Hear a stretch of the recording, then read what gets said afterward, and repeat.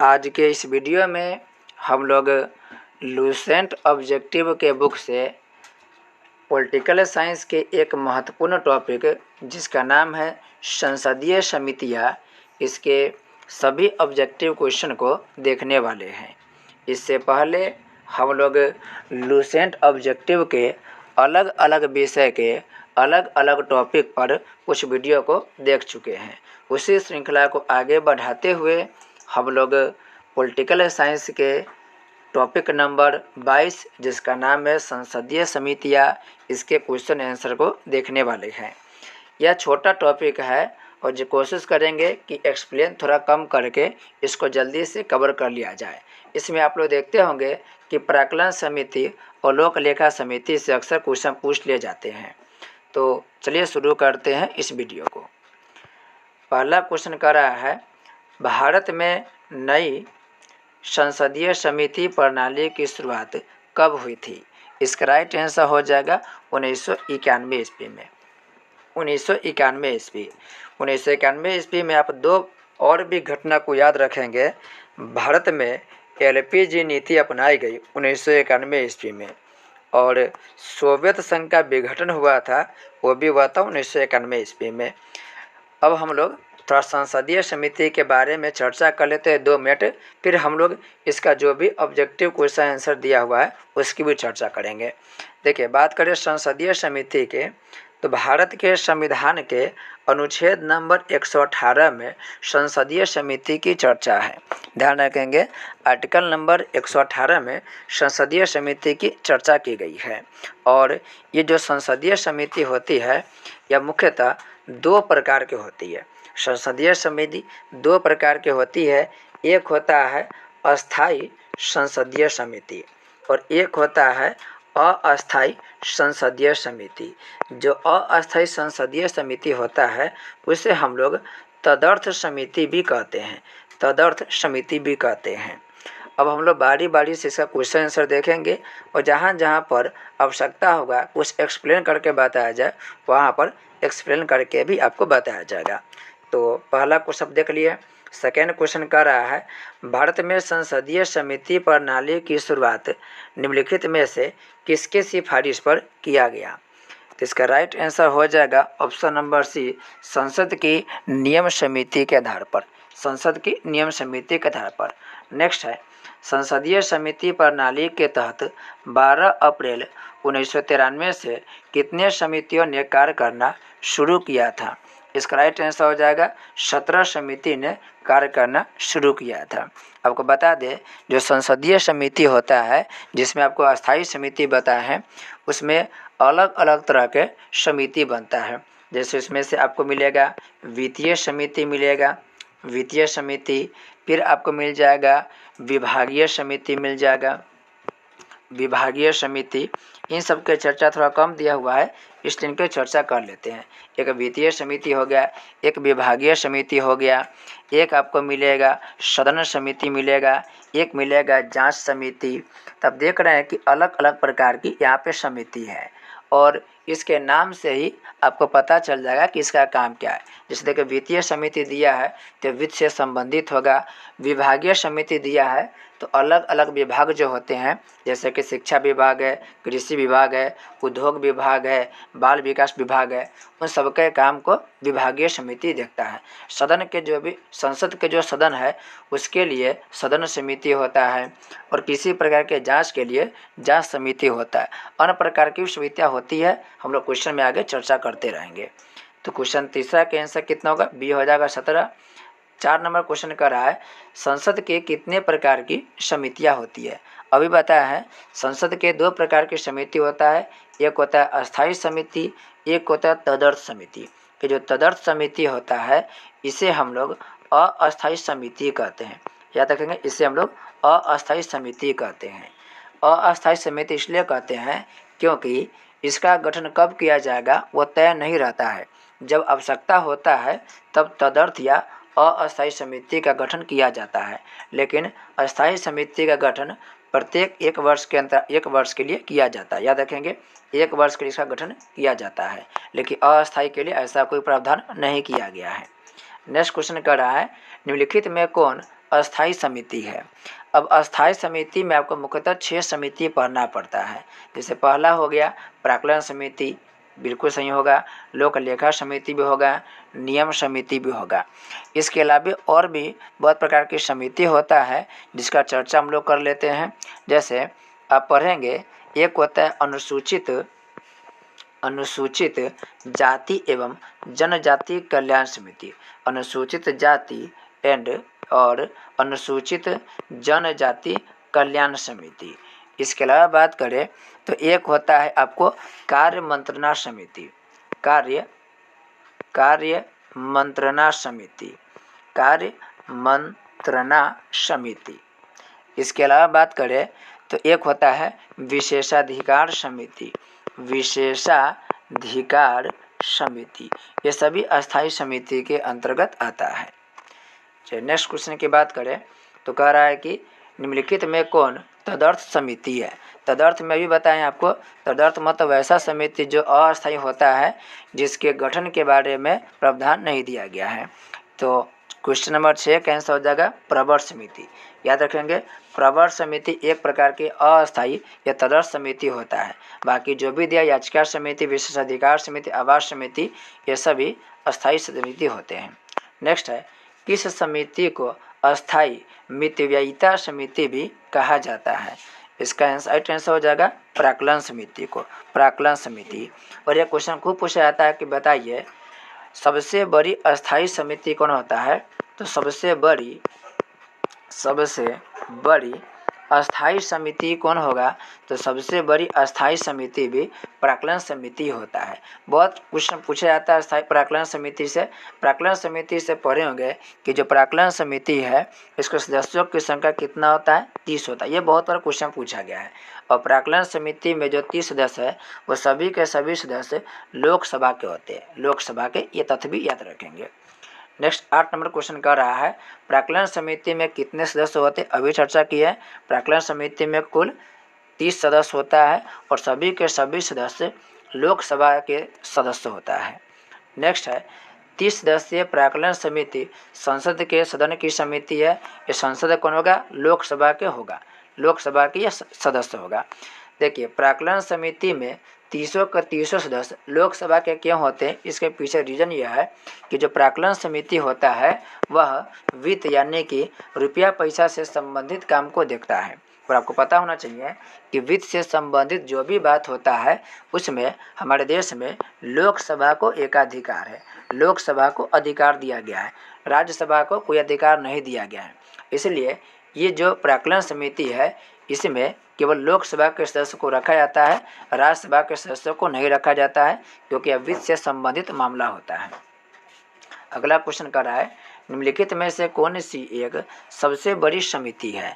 तो सबसे बड़ी समिति की बात करें तो इसका अभी बताया है कि जो प्राक्कलन समिति होता है ये प्राक्कलन समिति सबसे बड़ी समिति है। लेकिन याद रखेंगे प्राक्कलन समिति अस्थाई समिति में सबसे बड़ा होता है।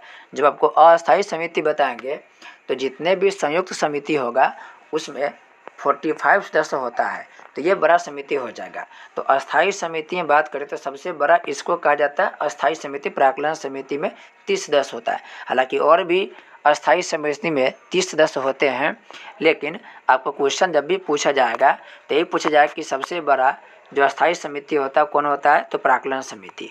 जबकि अस्थाई समिति में 45 सदस्य होते हैं, उसकी भी चर्चा हम लोग करेंगे। प्राक्कलन समिति की बात करें तो जो प्राक्कलन समिति होता है यह बजट के बाद, जो बजट होता है वो बजट के बाद प्राक्कलन समिति का गठन किया जाता है। नेक्स्ट है, प्राक्कलन समिति का कार्य क्या है। प्राक्कलन समिति का कार्य हो गया देश की आर्थिक स्थिति पर संसद में आर्थिक सर्वेक्षण प्रस्तुत करना और संसद में प्राक्कलनों के प्रस्तुत करने के प्रारूप के विषय पर सिफारिश करना। ये दोनों के दोनों कार्य प्राक्कलन समिति का है। नेक्स्ट है, प्राक्कलन समिति के सदस्य। तो प्राक्कलन समिति के सदस्य बता दिए हैं कि केवल और केवल लोकसभा के सदस्य होते हैं। सदस्यों की संख्या कितना होगा, 30 होगा। नेक्स्ट है, निम्नलिखित में कौन सी संसदीय समिति में राज्यसभा का कोई सदस्य नहीं होता है। तो आपको बताएं अभी राज्यसभा का सदस्य किसी में नहीं होगा, प्राक्कलन समिति में नहीं होगा। लोक लेखा समिति की बात करें तो लोक लेखा में 22 सदस्य होते हैं। उस 22 में से 15 होगा लोकसभा के और 7 होगा राज्यसभा के। लेकिन प्राक्कलन समिति में आपको केवल और केवल किसका मिलेगा, तो लोकसभा के सदस्य मिलेगा। नेक्स्ट है, निम्नलिखित में से संसद की वह अस्थायी समिति कौन सी है जिसमें राज्यसभा के सदस्य शामिल नहीं होते, रिपीट किया गया है। इसका राइट आंसर का बी होगा, प्राक्कलन समिति हो जाएगा। अगला है प्राक्कलन समिति के सदस्य, ये भी रिपीट ही कर दिया है। प्राक्कलन समिति के सदस्य केवल लोकसभा से चुने जाते हैं, केवल लोकसभा से चुना जाएगा। नेक्स्ट है, लोक लेखा समिति में कितने सदस्य होगा। लोक लेखा समिति में कुल 22 सदस्य होगा, 15 होगा आपको लोकसभा के में और 7 होगा राज्यसभा के। याद रखेंगे, जो लोक लेखा समिति होता है, लोक लेखा में 22 सदस्य होगा, 15 होगा आपको लोकसभा से और 7 होगा राज्यसभा से। देखिए, जब भी कोई संसद के समिति बनेगा तो यदि उसमें लोकसभा के साथ साथ राज्यसभा के भी सदस्य होगा, याद रखेंगे, लोकसभा के साथ साथ अगर राज्यसभा का सदस्य होगा तो उन दोनों का रेशियो हो जाएगा 2:1। याद रखेंगे, 2:1 का रेशियो होता है। यानी 2 सदस्य रहेगा लोकसभा के तो 1 सदस्य रहेगा राज्यसभा के, ये ध्यान रखेंगे। इसलिए आप देख रहे हैं कि लोक लेखा समिति में टोटल 22 सदस्य है, तो 15 आपको हो गया लोकसभा के और 7 आपको हो गया राज्यसभा के। तो देख सकते हैं यहाँ भी अनुपात वही है, 7 दूना 14 एक 15 है, तो कहीं ना कहीं 2:1 के रेशियो है। चलिए अगला क्वेश्चन कर रहा है, लोक लेखा समिति में लोकसभा एवं राज्यसभा के क्रमशः कितने कितने सदस्य होते हैं, ये बताया है। 15 हो जाएगा कहाँ के, लोकसभा के, और 7 हो जाएगा राज्यसभा के। नेक्स्ट है, लोक लेखा समिति के सदस्य। तो लोक लेखा समिति के सदस्य जो होगा वह आपको दोनों यानी कि संसद के जो लोकसभा राज्यसभा दोनों सदनों से चुने जाते हैं। आंसर होगा ये, संसद के दोनों सदनों से चुने जाते हैं। नेक्स्ट है, लोक लेखा समिति में, तो लोक लेखा समिति में 15 सदस्य लोकसभा से होते हैं और 7 सदस्य राज्यसभा से चुने जाते हैं।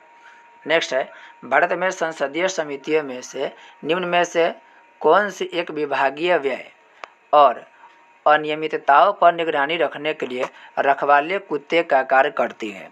इसका राइट आंसर होगा लोक लेखा समिति। याद रखेंगे, लोक लेखा समिति विभागीय व्यय और अनियमितताओं पर निगरानी के कार्य करता है। यह लोक लेखा समिति के मुख्य कार्य है। नेक्स्ट कर रहा है, सार्वजनिक लोक लेखा समिति में राज्यसभा के कितने सदस्य होते हैं। इसका राइट आंसर हो जाएगा 7 होता है और 15 की कहाँ हो जाएगा, लोकसभा से हो जाएगा। चलिए अगला क्वेश्चन कर रहा है, भारत के नियंत्रक एवं महालेखा परीक्षक द्वारा प्रस्तुत प्रतिवेदन के आधार पर कौन समिति कार्य करता है। काफ़ी इंपॉर्टेंट है, इस क्वेश्चन को ध्यान रखेंगे। 22 का राइट आंसर हो जाएगा लोक लेखा समिति। लोक लेखा समिति ध्यान रखिएगा, नियंत्रक एवं महालेखा जो परीक्षक है, यह नियंत्रक एवं महालेखा परीक्षक जिसे बोलते हैं CAG, controller and attorney general, ये जो होता है अपना रिपोर्ट राष्ट्रपति को प्रस्तुत करते हैं और फिर राष्ट्रपति से वह रिपोर्ट चल जाता है लोक लेखा समिति के पास और वह पढ़ता है। चलिए अगला क्वेश्चन कर रहा है, परंपरा के अनुसार निम्न में से किस समिति के अध्यक्ष पद पर विरोधी दल के संसद सदस्य को नियुक्त किया जाता है। यह भी क्वेश्चन अच्छा है, याद रखेंगे। तो इसका राइट आंसर हो जाएगा लोक लेखा समिति। देखिए, लोक लेखा जो समिति है, यह लोक लेखा समिति विभागीय समिति में आता है, वित्तीय समिति में आता है। याद रखेंगे, वित्तीय समिति में। आपको थोड़ा सा डिटेल से बता दें, एक होता है वित्तीय समिति और वित्तीय समिति में आपको 3 प्रकार के समिति आ जाएगा। एक आ जाएगा प्राक्कलन समिति, समझ जाएगा, मतलब प्राक्कलन समिति। एक आएगा लोक लेखा समिति, लोक लेखा समिति, और एक आ जाएगा लोक उपक्रम समिति, लोक उपक्रम समिति। ये क्या है, लोक लेखा समिति, यह प्राक्कलन समिति। ये तीनों वित्तीय समिति के अंतर्गत आता है। अब इसमें आप देख रहे हैं यहाँ पर करा कि परंपरा के अनुसार निम्न में से किस समिति के अध्यक्ष पद पर विरोधी दल के संसद सदस्य को नियुक्त किया जाता है। देखिए, इसका राइट आंसर कौन हो जाएगा, 23 के ये हो जाएगा लोक लेखा समिति। इसलिए होता है क्योंकि ये जो समिति होता है लोक लेखा समिति, वह वित्तीय क्षेत्र वाला काम होता है, वो देखता है। तब ऐसा ना हो जाए कि अध्यक्ष जो है वो अगर सत्तारूढ़ दल के होगा, ध्यान से समझेंगे, यदि अध्यक्ष जो महोदय है वो अध्यक्ष अगर सत्तारूढ़ दल के यानी कि जिस पार्टी की सरकार है अगर उसी पार्टी के अगर अध्यक्ष होगा तो कहीं ना कहीं वो अपना मनमानी कर सकता है, घोटाला कर सकता है। अतः इसी को बचाए रखने के लिए, इसी बुराई को दूर करने के लिए ऐसा परंपरा बना दिया गया है कि लोक लेखा समिति में जो अध्यक्ष होगा वह अध्यक्ष विपक्षी जो दल है वह विरोधी दल, विपक्षी दल, उसी का क्या होगा सदस्य एक अध्यक्ष की भूमिका निभाएगा।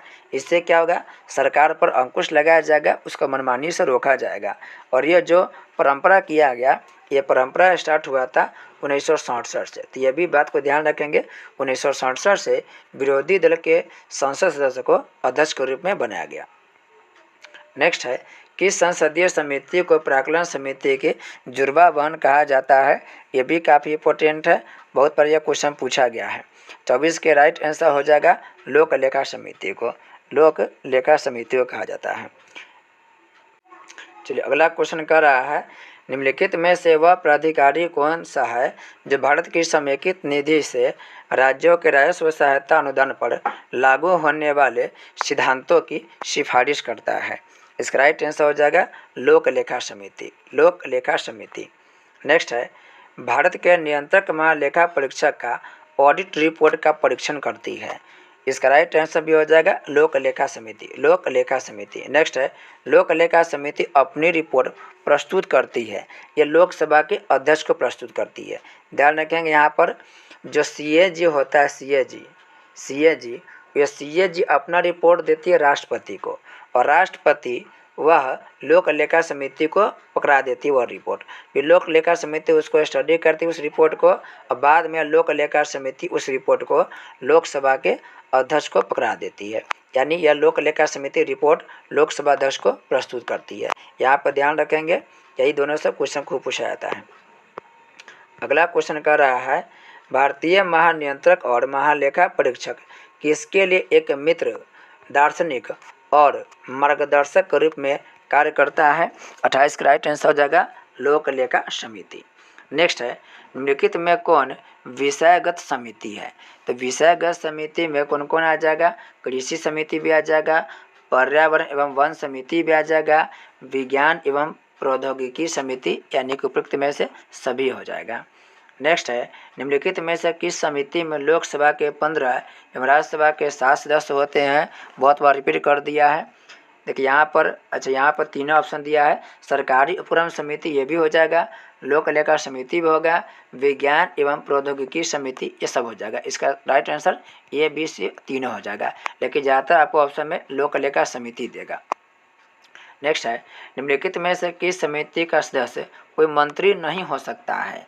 तो मंत्री करेक्ट नहीं हो सकता है, तो याद रखेंगे जितने भी समितियां होता है और जो समिति होता है उस समिति में कोई भी सरकारी आदमी यानी कि मंत्री को नहीं रखा जाता है। जैसे कि प्राक्कलन समिति हो गया, लोक लेखा समिति हो गया, सरकारी उपक्रम समिति हो गया, इन किसी भी समिति में मंत्री को यानी कि सरकारी आदमी को नहीं रखा जाता है। इसका राइट आंसर हो जाएगा डी। हमेशा हम लोग सदस्य के रूप में गैर सरकारी सदस्य को रखा जाता है। नेक्स्ट है लोकसभा अध्यक्ष किस समिति का पदेन अध्यक्ष होता है। यह नियम समिति के अध्यक्ष होते हैं, नियम समिति के। नेक्स्ट प्रश्न कर रहा है विधेयकों पर प्रवर समितियों में सदस्यों की अधिकतम संख्या कितनी हो सकती है। देखिए अधिकतम संख्या के बारे में नहीं कहा गया है, यह कोई तय नहीं किया गया है। राइट आंसर कोई निश्चित नहीं है। अगला क्वेश्चन है अनुसूचित जाति और जनजातियों की कल्याण संबंधी समिति में लोकसभा एवं राज्यसभा के क्रमशः कितने सदस्य होते हैं। इसका राइट आंसर हो जाएगा 30, जिसमें लोकसभा के 20 और 10 होगा राज्यसभा के। देखिए यहाँ भी 20 और 10 है, काटेंगे तो 1:2 यानी कि 2:1 का रेशियो हो जाएगा। चलिए नेक्स्ट है करें कि संसद के समितियों के सदस्य जो होते हैं वो अध्यक्ष द्वारा नियुक्त किए जाते हैं अथवा सदन द्वारा अपने सदस्यों के मध्य से निर्वाचित किए जाते हैं। अगला कह रहा है निम्नलिखित में से संसदीय समिति के सदस्यों की नियुक्ति से संबंधित कौन सा कथन सही है। इसका राइट आंसर हो जाएगा लोकसभा अध्यक्ष अथवा राज्यसभा सभापति द्वारा लाए गए तथा स्वीकृत किए गए प्रस्ताव के आधार पर अथवा नामांकन के आधार पर सदस्यों की नियुक्ति की जाती है अथवा सदस्यों का चयन किया जाता है। अगला क्वेश्चन कह रहा है संसदीय समितियों के गठन का उद्देश्य क्या है? संसदीय समिति का गठन क्यों किया जाता है? विधि निर्माण की प्रक्रिया को तेज करना, बिल्कुल सही है जी। तकनीकी और उलझे हुए विधेयकों पर विशेष रूप से विचार करना, इसके लिए भी किया जाता है। सी है संसद के सदनों द्वारा विचार करने के पूर्व विधेयक का परीक्षण करना, बिल्कुल सही है। यानी कि ए, बी और सी सब के सब सही होगा। नेक्स्ट है संयुक्त संसदीय समिति में कितने सदस्य होते हैं? इसका राइट आंसर जाएगा 45। देखिए एक चीज़ याद रखिएगा आप लोग, जब भी संयुक्त की बात है, अस्थायी जो समिति होता है वो अस्थायी समिति दो प्रकार के होता है। एक होता है प्रवर और एक होता है संयुक्त प्रवर समिति, संयुक्त होता है। तो जब भी प्रवर की बात करें तो प्रवर में सदस्यों की संख्या होगा 30। अगर लोकसभा के प्रवर समिति हो तो लोकसभा के 30 सदस्य होगा। यदि राज्यसभा के प्रवर समिति होगा तो उसमें राज्यसभा के 30 सदस्य होगा। लेकिन बात जब आएगा संयुक्त समिति की, तो संयुक्त समिति की जब भी बात आएगा तो उसमें सदस्यों की संख्या हो जाएगा 45। इसमें 30 सदस्य हो जाएगा लोकसभा के और 15 सदस्य हो जाएगा राज्यसभा के। तो ध्यान रखेंगे, यहाँ भी देखिए काटिएगा तो आपको 2:1 का रेशियो मिल जाएगा। जब भी संयुक्त की बात करें तो संयुक्त की बात जब भी होगा सदस्यों की टोटल संख्या होगा 45, जिसमें 30 रहेगा लोकसभा के और 15 रहेगा आपको राज्यसभा के। संयुक्त वाला जो समिति होता है वो सबसे बड़ा समिति होता है। तो अस्थायी समिति सबसे बड़ी समिति होता है क्योंकि संख्या होता है लोगों के 45। नेक्स्ट है संयुक्त संसदीय समिति में लोकसभा तथा राज्यसभा के सदस्यों की संख्या क्रमशः होती है, अभी बताया जी। इसमें होगा आपको 30 हो जाएगा आपको लोकसभा से और 15 हो जाएगा आपको राज्यसभा से। नेक्स्ट है पूरे 17 संसदीय समितियों में से कितने समितियों के अध्यक्ष लोकसभा के सदस्य होते हैं? इसका राइट आंसर हो जाएगा 11। 11 के जो अध्यक्ष होगा वो लोकसभा के अध्यक्ष होता है। नेक्स्ट 41 नंबर क्वेश्चन कर रहा है संयुक्त प्रवर समिति में कितने सदस्य होते अभी बताया है। जहाँ भी आपको संयुक्त मिल जाए उसका सदस्य हो जाएगा 45। अनुपात कितना? 30:15। 30 लोकसभा के, 15 हो जाएगा राज्यसभा के। 42 नंबर क्वेश्चन कर रहा है संयुक्त प्रवर समिति में लोकसभा एवं राज्यसभा के सदस्यों की संख्या कितनी होती है? सर रिपीट हो गया, इसका होगा 30 एवं 15। लेकिन ध्यान से पढ़ेंगे आप लोग कि पहले कौन करा, पहले लोकसभा करा फिर राज्यसभा। तो लोकसभा के 30 और राज्यसभा का कितना का 15 होगा। नेक्स्ट है निम्न में से कौन समिति विभिन्न विषय पर चर्चा करने के लिए समय का निर्धारण करती है? तो समय का निर्धारण कौन करेगी? कार्य सलाहकारी समिति करती है। नेक्स्ट है निम्न में से कौन सा सार्वजनिक व्यय पर संसदीय समिति का संसदीय नियंत्रण का अंग नहीं है? इसका राइट आंसर हो जाएगा भारत का नियंत्रक एवं महालेखा परीक्षक। 45 नंबर क्वेश्चन कर रहा है भारत में संसद की वित्तीय समितियां निम्नलिखित में से कौन सी है? काफ़ी महत्वपूर्ण है, इसको याद कर लेंगे। देखिए बताया था इससे पहले भी, वित्तीय समिति में आपको 3 समिति मिलेगा। कौन कौन? एक लोक लेखा समिति मिलेगा, एक प्राक्कलन समिति मिलेगा, एक लोक उपक्रम समिति मिलेगा। लोक लेखा समिति, प्राक्कलन और लोक उपक्रम। उपक्रम का मतलब होता है जो भी कारखाना वगैरह फैक्ट्री वगैरह वो लोक उपक्रम हो गया। नेक्स्ट क्वेश्चन है और आखिरी क्वेश्चन कर रहा है, इसमें सुमेलित करना है संसदीय समिति और कार्य दिया हुआ है। करें कि प्रवर समिति, तो प्रवर समिति क्या है? वित्त की समीक्षा करता है, वित्त की समीक्षा करना तथा परिवर्तन की सुझाव देता है। लोक लेखा समिति की बात करें तो लोक लेखा समिति सरकारी पैसा सही ढंग से खर्च हुआ या नहीं इसकी परीक्षा करता है। सरकार के जो भी पैसा है उसका खर्च जो होता है तो उसका 1-1 रुपये के हिसाब किताब होता है और सभी हिसाब किताब लोक लेखा समिति के द्वारा होता है। फिर प्राक्कलन समिति बजट में विभागीय व्यय की जांच करता है। इसलिए बताया था आपको इसका गठन कब होता है? तो बजट के बाद होता है। इस तरीके से हम लोग सभी 46 क्वेश्चन को देख चुके हैं। नेक्स्ट वीडियो हम लोग किसी और टॉपिक पर चर्चा करेंगे। तब तक के लिए आपका बहुत बहुत धन्यवाद।